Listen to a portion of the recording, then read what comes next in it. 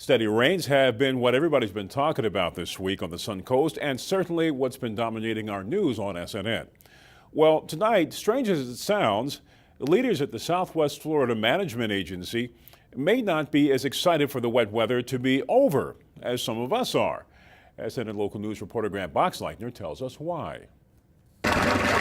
Rain has filled up areas like the celery fields, with more than 10 inches recorded already in September along much of the Sun Coast. We have certainly gotten a lot of rain. We're slightly above average right now in our area. And while some people may be tired of the rainy weather, those at the Southwest Florida Water Management District says all this precipitation is a good thing. We've gotten a lot of rain. We've already seen over 10 inches just this month alone. Generally, we see about 7 and 8 inches, but we rely on this rain. I mean, this is the end of our rainy season, so we need this rain to carry us through the dry season over the next 8 months. Manatee, Sarasota, and Charlotte counties are all above average for rainfall through this point in the year.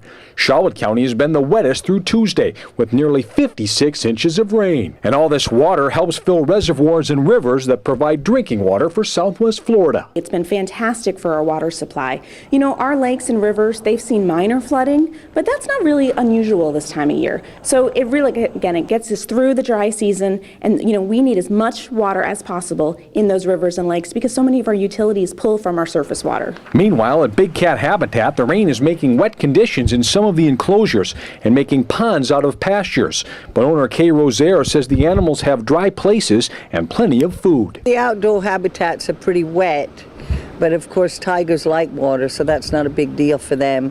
But all the other animals are cared for properly. They all have shelter.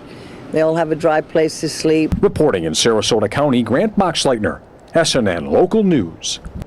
And there is still a lot of water on the ground out there, and the health department is warning us to be very careful because floodwaters contain harmful organisms, and you should never eat or drink anything that has touched those waters.